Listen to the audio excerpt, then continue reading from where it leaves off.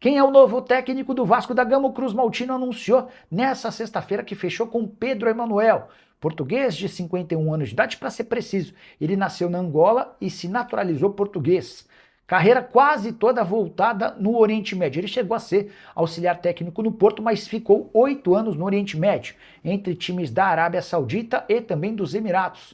Tinha uma negociação encaminhada com o Al-Ettifaq da Arábia Saudita quando pintou o convite do Vasco. O Pedro Emanuel aceitou e é esperado nesse final de semana para assinar seu contrato que vai ter duração até dezembro de 2027.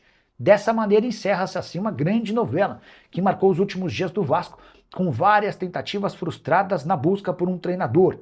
Fernando Seabra, Vitor Pereira, Franklin Carvalho foram alguns dos nomes divulgados. Imagina quantos outros foram consultados pelos dirigentes do Vasco. Essa dificuldade passa muito pelo afastamento do Pedrinho da SAF e pelo fato de a negociação da venda da SAF com a Crefisa ter emperrado.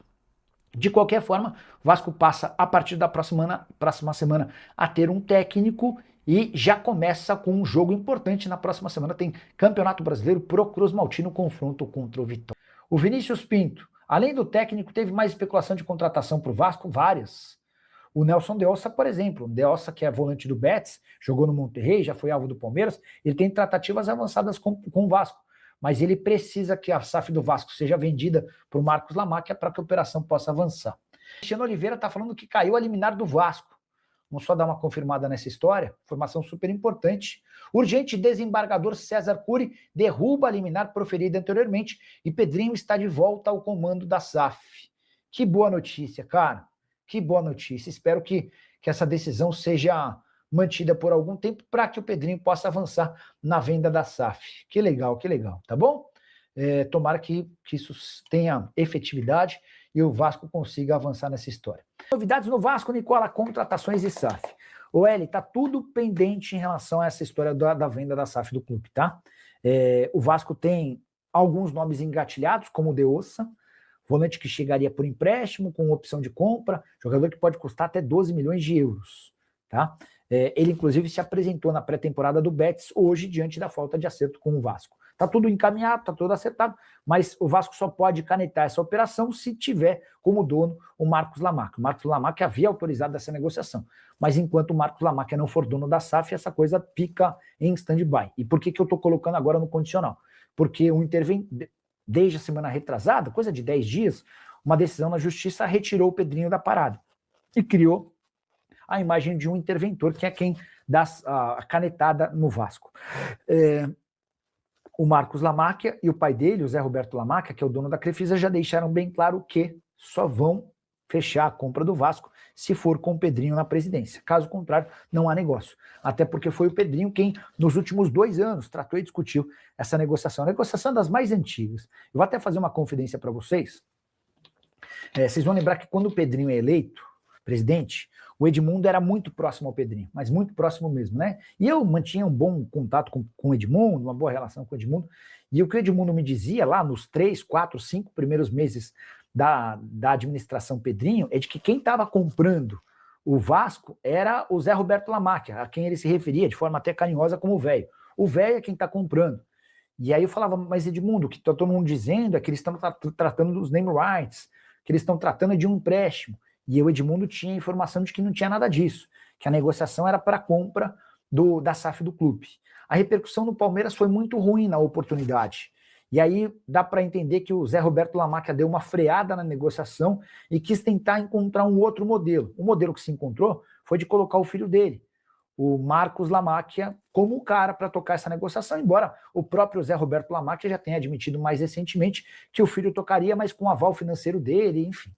O desembargador César Cury concedeu o efeito suspensivo, ou seja, cassou a liminar que tirava o Conselho de Administração, Felipe Elisa, o Cristiano Campos e o Pedrinho, que é o presidente do Vasco, do Conselho da SAF, reconduz o trio ao comando da SAF do Vasco da Gama, retira o interventor, as decisões tomadas por ele estão mantidas, mas daqui para frente, e é imediato o resultado, o efeito, está fora o interventor, volta ao comando original, como estava sendo feito. Algumas ressalvas estão prescritas nesta decisão do desembargador, que é acima do juízo, né? como, por exemplo, a venda vai seguir para Marcos Lamáquia e tenho certeza que agora será acelerada, porém, com as informações passadas ao juízo, em especial o juízo de recuperação, né? A recuperação judicial que o Vasco está passando com mais informações, mais celeridade nas informações em relação ao Conselho Fiscal, ao diretor financeiro, à Assembleia que tem que ser realizada. Alguns prazos foram dados pelo desembargador. Mas a notícia de agora é essa, torcedor. É a bomba que explodiu no Vasco nesta sexta-feira à noite. Aliás, rapaz, sexta-feira à noite, não é sábado, não é domingo. É na sexta-feira à noite que explodiu essa informação. Volta o comando da SAF com o Pedrinho. Agora, outras notícias estão pipocando nessa sexta-feira. A chegada do técnico Pedro Emanuel, que deixa muitas dúvidas. Reforça até agora nada. O Pedro Emanuel já vai dirigir o time contra o Vitória. Só que, com os poderes nas mãos, o Conselho consegue, junto ao Admar e ao Fred Luz, que é o CEO, fazer as suas intervenções. O Pedro Emanuel é uma intervenção já do Conselho? Eles foram consultados? Tenho certeza que sim. É uma certeza? Tenho certeza que não. O Pedro Emanuel é um treinador que é uma aposta. Na carreira dele tem mais derrotas do que vitórias. Se você pegar os técnicos da Série A, eu fiz um estudo ali dos 5, 6 primeiros, ninguém tem mais derrotas do que vitórias. Abel, Leonardo Jardim, Odair Helma, o próprio Fernando Seabra, que o Vasco negociou. O Pedro Emanuel não era o nome que o Vasco queria. Tanto é que na sexta passada, você vai lembrar, era para ter desembarcado no Rio de Janeiro o Fernando Seabra. E não aconteceu. Então, assim, convicção zero da diretoria. Erro, de novo. Que, aliás, no futebol há muitos erros da diretoria, incluindo o Pedrinho, incluindo o Felipe, não Elias, o Felipe Loureiro, que é o diretor técnico, incluindo o Admar. Há alguns erros. Mas a notícia fora de campo, na minha avaliação, restabelece a ordem. Primeiro, porque não houve o amplo direito à defesa, não houve a caneta pesada para tirar, houve um movimento estratégico de quem quer tumultuar o Vasco da Gama, houve um movimento de retardar a venda, houve um movimento, sim, de atrapalhar essa próxima janela, só que quem está jogando assim, ó, entendeu? E há quem tenha perdido em casa, hein? Mas enfim. Torcedor vascaíno, o que esperar agora? Essa é uma decisão muito importante, no momento em que o Vasco precisa virar a chave. Eu vou rogar, né, para que o Vasco tenha dias melhores, que essas águas aqui do Rio Uds, que tem me acompanhado no nosso cenário aqui, no nosso canal Fanático Vascaíno, tragam essas águas aqui tranquilidade para a nossa nau, para a nossa caravela, porque o Vasco merece, o vascaíno merece. Chega, né? Chega. Já deu, né? Quem queria tumultuar, eu acho que já conseguiu o holofote, já teve o nome divulgado. Chega, né? Vamos parar com essa porra, né? Vamos deixar o Vasco ser o Vasco dos vascaínos e não de meia dúzia que quer sentar a bunda na cadeira. Hoje está o Pedrinho, amanhã está o João, amanhã está o Antônio. Vamos torcer pelo Vasco. Chega! Chega de ter que recorrer ao judiciário. O próprio desembargador falou isso. É impressionante como nos últimos 20, 25 anos, toda hora o judiciário é requisitado. Porra, não é possível, cara. Não é possível que esses vascaínos não aprendam a resolver dentro de casa. Tem sempre que ter um tumulto. Porra, não dá, cara. Saco cheio desses caras. E mudam. Mas o problema é sempre igual. É o poder. Os caras querem o poder. Bom, restabelecida a ordem, agora é reconduzir o Vasco para um bom caminho. Quinta que vem tem jogo com Vitória. Depois já tem Sul-Americana, depois já tem Copa do Brasil. Então, meus amigos, vamos embora. Mãos à obra. Boa sorte nas escolhas. Pedrinho, a escolha do Pedro Emanuel me deixou ó, com a pulga atrás da orelha aqui, ó. Tá aqui, ó. Aqui atrás. O cara tem mais derrotas do que vitórias.